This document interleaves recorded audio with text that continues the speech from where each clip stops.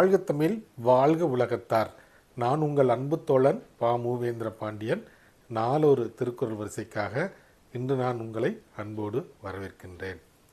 இன்றைய தினம் பொருட்பாலில் 60வது அதிகாரமாக உள்ள ஊக்கம் உடைமை என்ற அதிகார தலைப்பின் கீழ் அமையப்பெற்ற 600வது திருக்குறளை இன்று நாம் காணப்போகின்றோம்.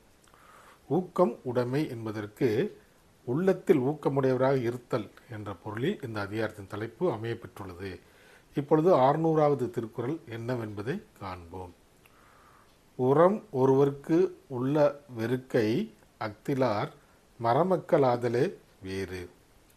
உரம் ஒருவர்க்கு உள்ள வெறுக்கை அக்திலார் மரமக்களாதலே வேறு. இத்திருக்குறளுக்கான பொருள் என்னவென்பதை இப்போது நாம் காண்போம்.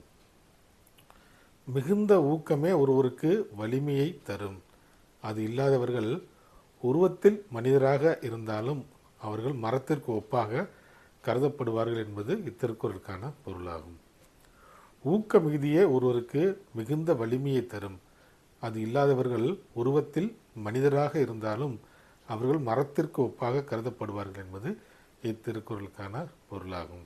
நாம் தோழர்களே, நாமும் வள்ளுவரின் வழியினை பின்பற்றி உள்ளத்தில் ஊக்கமுடையவராக இருப்போம். நன்றி, வணக்கம்.